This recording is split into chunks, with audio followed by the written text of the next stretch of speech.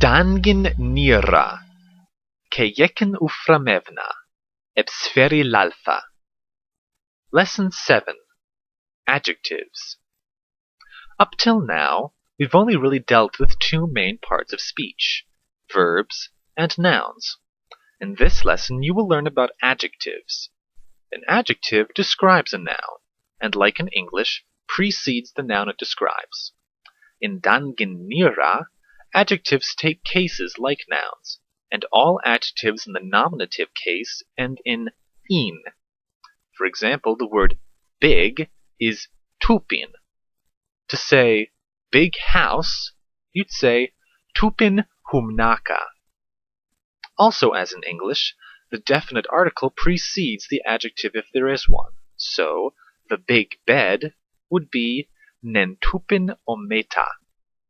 If you want to pluralize a noun with an adjective, the word eb will be sandwiched between the adjective and the noun. So, for example, the big trees would be Nentupin ebfisra.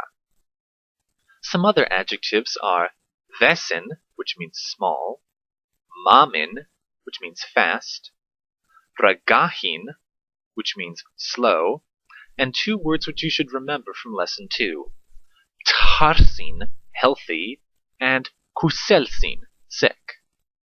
Now when you said mos tarsin, you were using the adjective in what is called predicate form. That is, the adjective is not attached to the noun it describes, but instead follows a verb, in this case, moi, to be. Some other handy predicate adjectives are Skasin, happy, and Mororin, sad. So to say, I'm sad, you'd say mos mororin. To say the dogs are happy, you'd say nen eb bava mok skasin. Note that when dealing with plurals, you only have to say eb once, before the noun if there is one, and before the verb if there is not. Now remember that mos and mok are in the present progressive tense. This means that the action described is taking place right now. It is not a permanent state of affairs.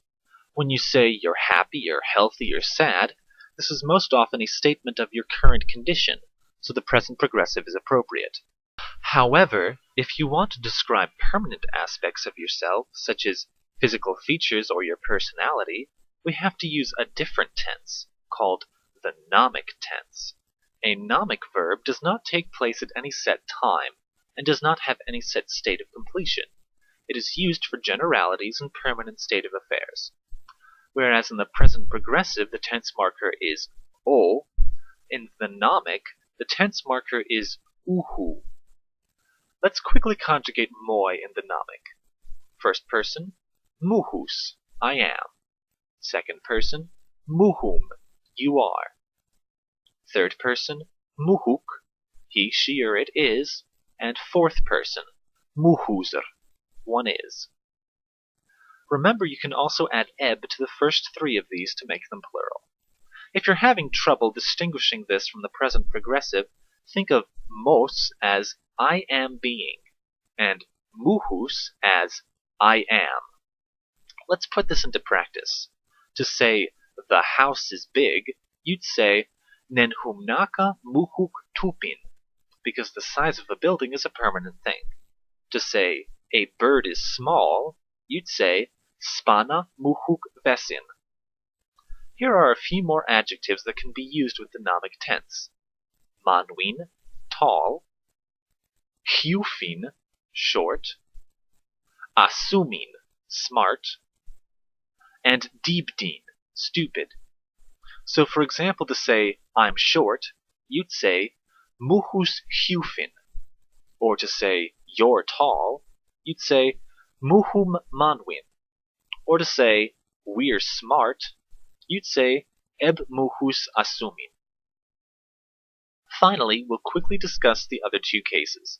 In the accusative, the in ending changes to inu. So for example, to say I'm watching the tall woman, you'd say legros nen manwinu sume. In the vocative, adjectives do not change. So if you wanted to call out to a big bird, you'd say tupin spanad. That's enough for one lesson. Make sure you have a good handle on the Gnomic tense, and review this list of new vocabulary, and make sure you know it before you proceed to the next video.